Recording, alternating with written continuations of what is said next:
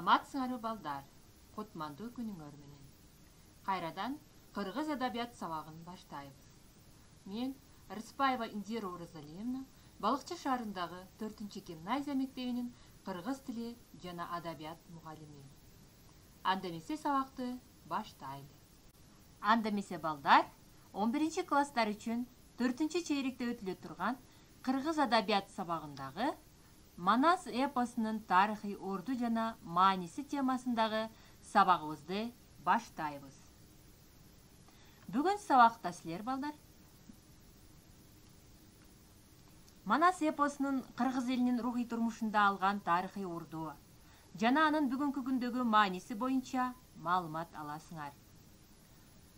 Манас эпосунун бийиктигин, баатырдын эрдигин, кыргыз элинин каада салтын, үрп-адатын, эпостун искусстводагы ордун анализдеп, бир бүтүн бийиктикке алып чыгууга калыптанат деген ойдомун. Манас эпосундагы каармандардын эрдиктерине таасирленүү аркылуу достукка, ынтымакка, улутту баалоого, эл жерин сүйгөн мекенчиликке тарбияланат деген терең ишеничтемин. Көрсөткүчтөр: Манас эпосунун кыргыз элинин рухий турмушунда алган тарыхый ордун жана анын бүгүнкү күндөгү мааниси боюнча маалымат алышса, окуучулар Манас эпосунун баалуулуктарын айтып бере алышса, элестетүүсү, эркин ой жүгүртүүсү менен кенен өз оюн айта билишсе, эпосту көздүн карагиндей сактап, бирин-бирин сыйлап, достукка, мекенчиликке тарбияланышат деген ойдомун.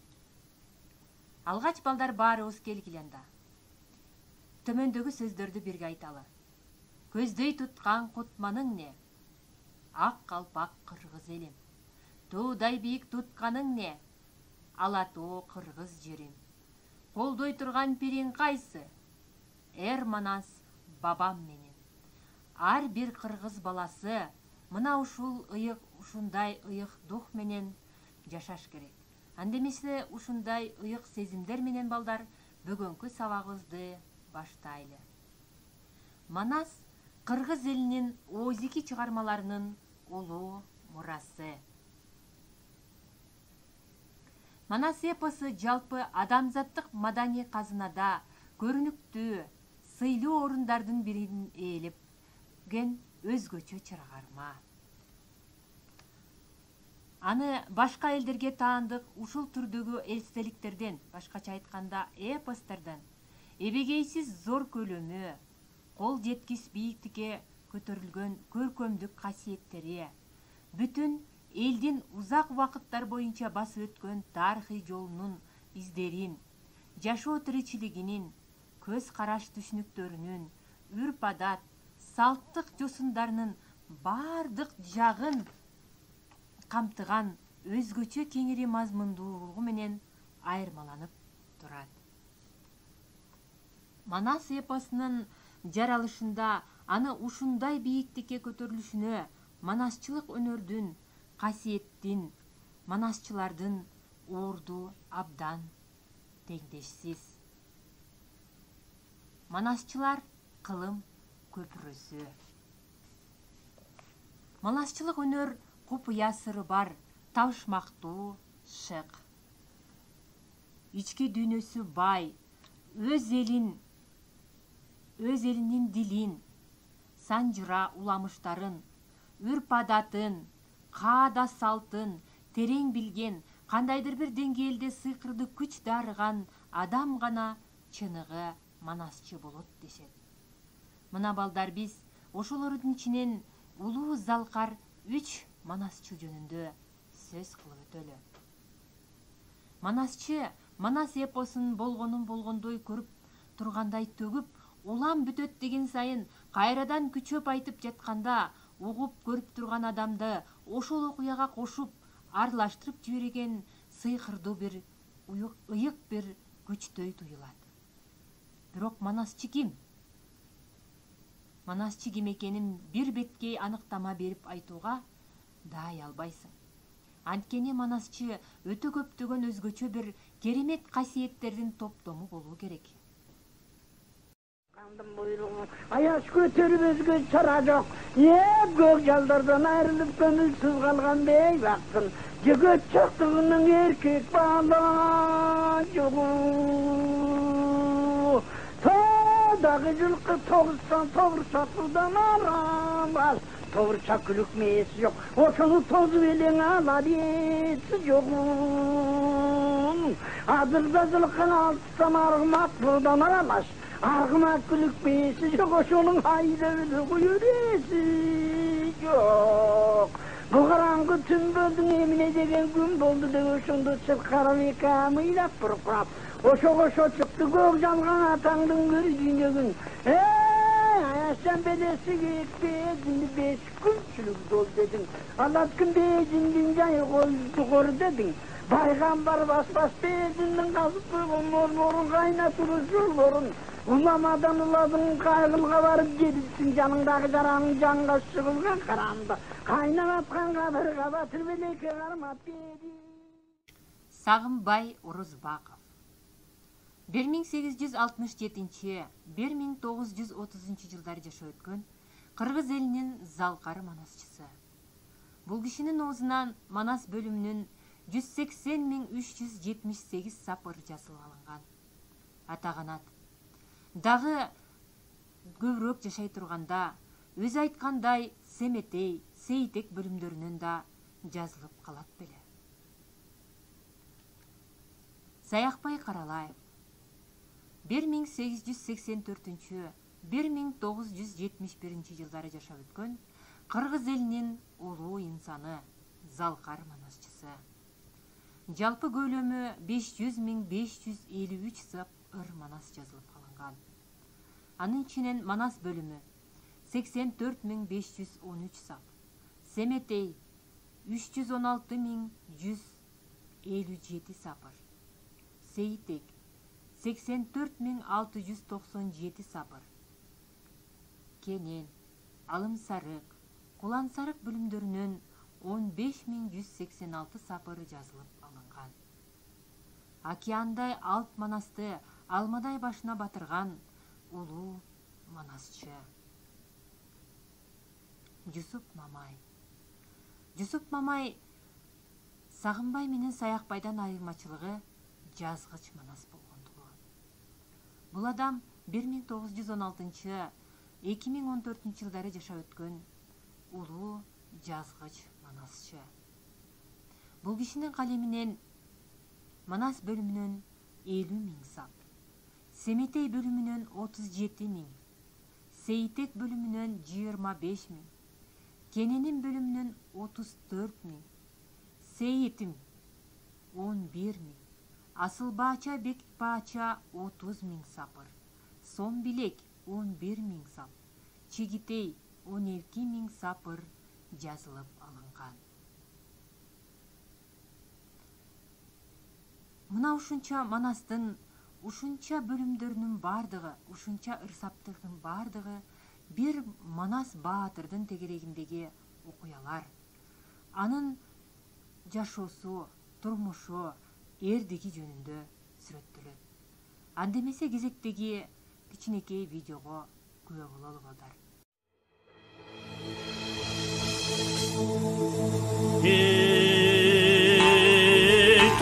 Тарап кетиптир, аты айдар өттүр, тандырга ташлай түттүр, аңданып келсем түттүр, шыва болу кудайдан, жыйырдынын боюна, эми чындап бала бүттүр, таш курсагы койду, катын көзүн койду, камасы каптай артынан, кыймага жылдан сигир.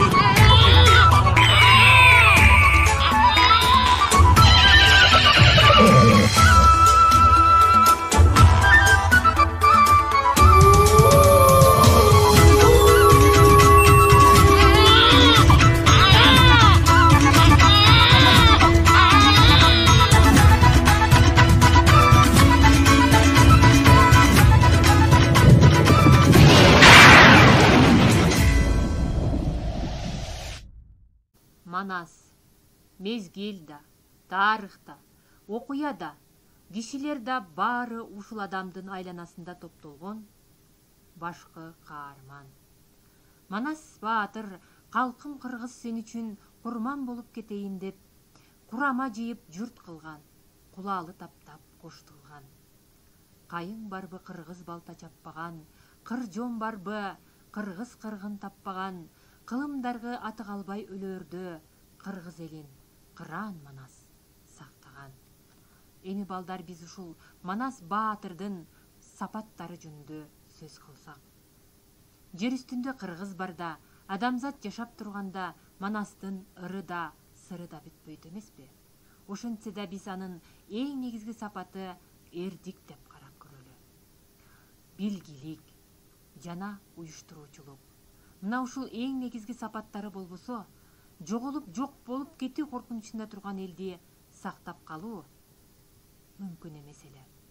Эми балдар, төмөндөгү мамычаны карасаңар, Манас Баатыр жөнүндө сөз кыла турган болсок, Баатырдын күчтүү жактары, кемчилиги, мүмкүнчүлүгү жана проблемасы деген 4 бөлүмдүн үстүндө иштеп көрөлү. Баатырдын күчтүү жагы: Баатыр эл артынан ээрчийт, эрдиктигиди көрсөтөт, жалгыз эле көп жеңиштерди алып келген, Нескаранын жеңиши, эли жерин коргойт, кайраттуу, күчтүү, айкөл Манас элди ала тоого баштап келет. Жана башкача кылып балдар силер өз оюңарды улантып толтургула. Кемчилиги: ишенчек, сырт душмандарга ак көңүлдүүлүгү менен, алабармандыгы менен алданып калат. Өтө боорукерлиги өз башына тиет. Каникейдин акылын Коңурбайга алданып калгандыгы, көз камандарга алдангандыгы албетте анын кемчилиги. Мына ушундай кылып балдар төмөндөгү үлгүдөй кылып толтурузгула. Каармандар. Манастын эң жакын адамдары жөнүндө сөз кыла турган болсок, Алманбет эң жакын досу. Өзүнүн улуту Кытай болсо дагы Манаска жан дили менен берилген жардамчысы. Кайрат күч жагынан чоролордун эч бири тең келбейт. Акылдуулугу, алдын ала көрө билгичтиги менен мыкты Баатыр. Бакай эпостун 3 илтигинде тең катышкан каарман. Манастын атылаш тууганы. Кыргыз элинде акылмандуулукту, калыс, адилет, кең пейилдиктин символу катары каралып келет. Манас алдыга салса ак жолтой, аркага салса саң колдой, капилеттен сөз тапкан, караңгыда көз тапкан акылман, кеңешчи, абасы. Кошой эпостагы эң улуу каармандардын бири. Баатырдык жана күч жагынан Манаска барабар. Акылман, кыраакы, айлакер, аяр болгондуктан Манас баш болуп бардыгандан ыйба кылып, акылын угуп айтканына көнөт. Чубак көк рапыс тоң кийген, көк ала сынды ат минген, алышса адамдын алы жетпеген, хан балтанын чубагы арыстандын бири бодагы деп сүрөттөлөт эмеспи эпоста. Сыргак эпостагы эң кенже кичүү баатырлардын бири. Алманбеттин сөзү менен айта турган болсок, сырттан туулган сыргактын бир башын миң кишиге тең көрбөйм дегендей, бул өзү мыкты баатыр экендиги көрүнүп турат. Ажыбай карт күрөң сындуу ат минген, кара ок өтпөгөс тоң кийген, ача сакал кызыл жүз, эңгечер бойлуу кең далы, аргын хандын адыбай деп, 40 чоронун күлдүргүчү, өткүр чечени, 70 уруу тилин билген көсөмү десек болот. Ошентип балдар эпостагы каармандарды биринин артынан бири санап отурсак, не бир сонун кызык дүйнө бизди жетелеп отурат. Кийинки эпостагы айымдарга кайрылсак, албетте алгач биринчи Баатырдын энеси Чыйырты жөнүндө. Андан кийин Каникей, зайып заттын паашасы, кең көйнөктүн тазасы, берен манас көк жалдын чачылганын жыйнаган, үзүлгөнүн улаган, салып жүрүп хан кылган, сан жыргалы манасты аалам жұртқа хан кылган Канекей эмеспи? Кыз сайкал, айчүрөк, аруке, куялы өңдөнгөн айымдар кыргыз элинин баатыр, акылман, сулуу кыздарынан кабар берет. Мына балдар, мына ушул тизмени улантып, кийинкиге жазып келгиле. Эми балдар, сандар сүйлөйт. Бул жерде биз сабагыбызды бышыктоо иретинде эгеменди өлкө болгондон берки Манас эпосунун тагдыры жөнүндө сөз кыла турганбыз. 1994-жылы Бириккен Улуттар Уюмунун Генералдык Ассамблеясы Манас эпосунун 1000 жылдыгынын белгилөө боюнча резолюциясы кабыл алган. 1995-жылы Манас эпосунун 1000 жылдык мааракеси өткөрүлгөн. 2013-жылы Манас эпосу ЮНЕСКО уюмунун адамзаттын материалдык эмес маданий мурастарынын тизмесине киргизген. 2015-жылдан баштап 4-декабрь күнү Манас эпосунун күнү белгилөө чечими кабыл алынган. Ошондон баштап биз 4-декабрды Манас күнү деп майрамдап келе жатабыз балдар. Силер чыгарманы окуп, кайталап жатып балдар, кеп куржунуңарды толтуруп, сөз байлыгыңарды өстүрүп жатасыңар деген терең ишеничтемин. Көөнө сөздөрдү айталы аксым, монгол сөзү, орой, одоно, дабан, кыргыз сөзү, бийик, ашуу, эбедей, араб сөзү, жакшы көрүү деген сөз. Мына ушинтип ушул тизмекти улап, кеп куржунуңарды толтургула. Манас айтып бүткүс улуу дастан. Эпосты талкуулоо үчүн балдар мен силерге 2 тема бердим. Бири заманыбыздын залкар жазуучусу Чыңгыз Айтматовдун Манас кыргыз рухунун туу чокусу.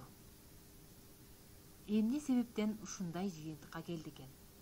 Жакшылап ойлонуп, талкуулап көрөлү. Экинчи тема. Манас бул байыркыны, кечээкини, бүгүнкүнү жана эртеңкини бириктире кармаган бүтүндүк. Мына ушул 2 теманын үстүндө ой жоруп, ортого ойлоруңарды салып талкуулагыла. Азаматсыңар балдар. Андемесе баардыгыбыз бүтүм чыгарып көрөлү.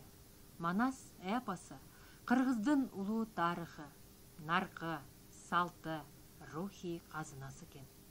Манас эпосу дүйнөлүк маданий казынанын керемет кенчи экен. Манас эпосу кыргыз элинин энциклопедиясы экен. Сабагыбызды балдар Жедигер Саалаев агайыбыздын 4 сап ыры менен жыйынтыктагым келип турат. Манас жол бар кыргызда, ойноп турат Манас дух, Манас барда кыргыз бар, колдоп турат кыргыз дух. Андемесе балдар үй тапшырмага көңүл бургула. Бүгүнкү сабакта силер көп маалымат алды деген терең ишеничтемин. Үйдөн Манас кыргыз рухунун туу чокусу деген темада аргументтештирилген эссе жазгыла. Экинчи тапшырма. Кахоттан тест тапшырып жибергиле.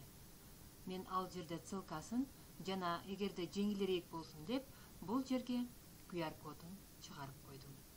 Андемесе балдар, көңүл бурганыңар үчүн чоң рахмат. Кийинки сабакта жолукканча сак саламатта калгыла.